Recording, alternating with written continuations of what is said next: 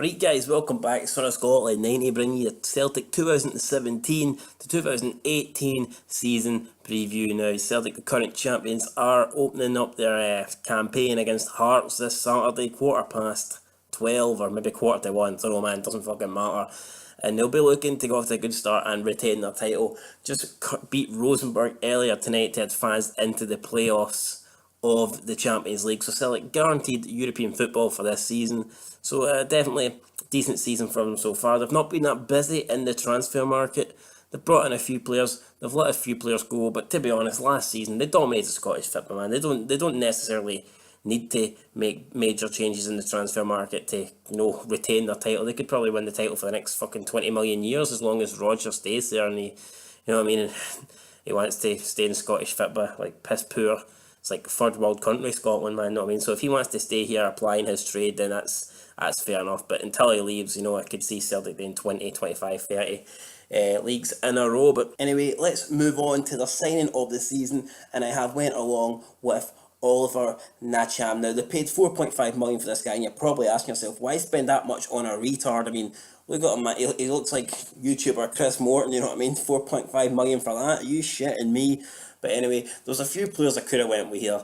Could have went with Johnny Hayes, Aberdeen's Johnny Hayes, but probably Johnny Hayes he was a good player for Aberdeen. Well, he's a great player for Aberdeen, but now he's going to a much bigger club. He's going from a good team in Scotland to the team in Scotland. He's going to be playing in Champions League now. I'm not saying he's going to fail at Celtic, but there is a chance that he could turn into like the next Gary Mackay-Stevens, and lots of potential goes there, but doesn't really deliver. Whereas this guy, Oliver Nacham, I've never seen him play, but if you paid 4.5 million for the guy for Man City, he must be relatively decent because Celtic, they don't like to go and spend that amount of money, especially with Rangers not capable to challenge. So if Celtic are going to spend 4.5 million on this guy, he must be fairly decent. So I think he's going to be the sign of the season. It could be a big flop, we'll never know, but we'll just have to wait and find out. Now, player, the loser of the season or whatever, man, the let go of the season, going to give this to Emilio Izaguri. Now, Celtic only let a few players go this season. They let go Izaguri,